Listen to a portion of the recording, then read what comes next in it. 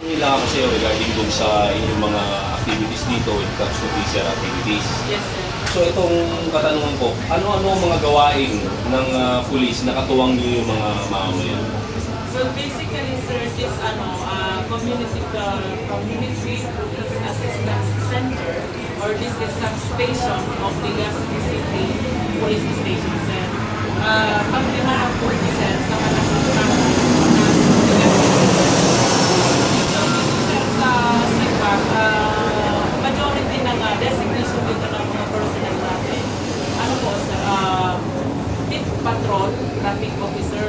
So, kasi sir, majority dito yung go through and through yung mga sasakyan. Nandyan yung ating RAWIS, regional center side. May school din tayo, sir.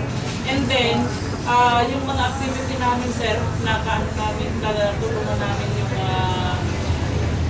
mamamayan is that yung tulad na pag-offline sita namin, sir, or pag-conduct namin religious group serving kami ng motor zero, sir. And then yung checkpoint, sir. And then nagpa-barangay visit kami dito, sir.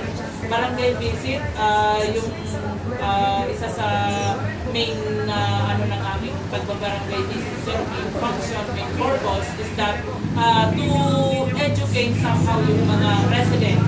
Ngayon, nalalaman nila, sir, yung mga ibang sa batas na tulad na lang ng 1962 para sa mga kababaihan, and then batas din para sa mga children na nagpo-protect sa kanilang mga rights.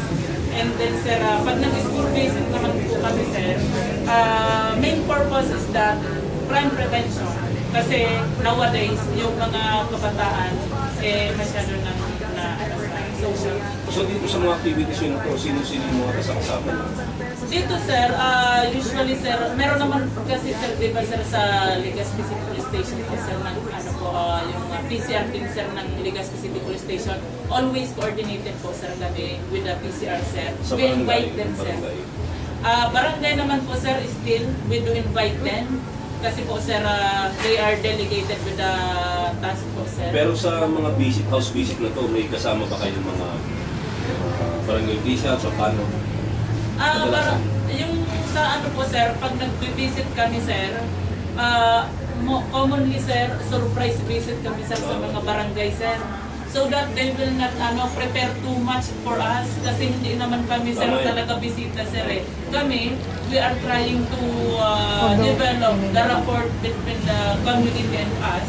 And then po, sir, yung namin sa kanila, to educate them.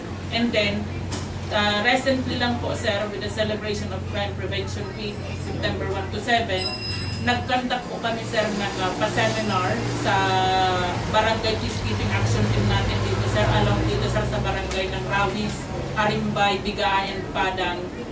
Somehow to, po, sir, ito, to refresh the barangay tanod of their duties and responsibilities. So dito sa putol ko na yung sinasabi mo, kasi nasagot mo na yung pangalawang tanong ko rin. Yes, sir. Sa scale of 1 to 5,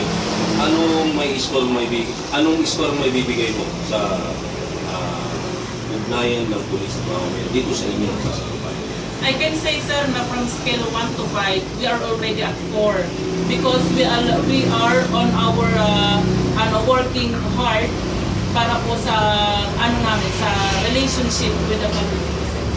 So ganito, yung sa palagay mo, ano yung bunga ng magandang samahan ng pulis at saka community?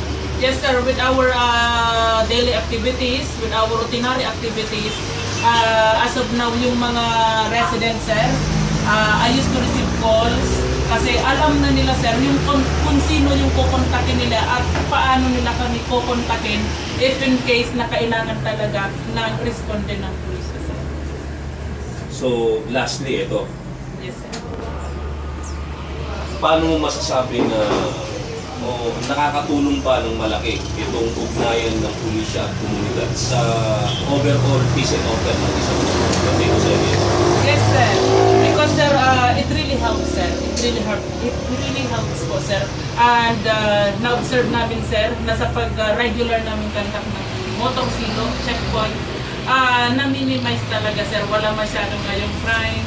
And hopefully sir, itong crime prevention week na ito sir, ay talagang maging zero crime talaga tayo. Oo nga, yun din ang kwan eh, yun din yung goal natin na itong crime prevention week na to sa statistics eh masasabi natin na through our community police community activities, masasabi natin na at least malaking factor o malaking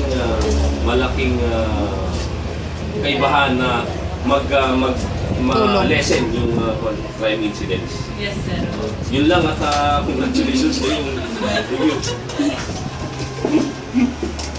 Thank you, Bok, ah. Yes sir. Hindi ka na namin nakapalahin. Sasabay ka ba? Hindi na po siguro sir kasi pero nga na naman dito sir pumunta sir, meron na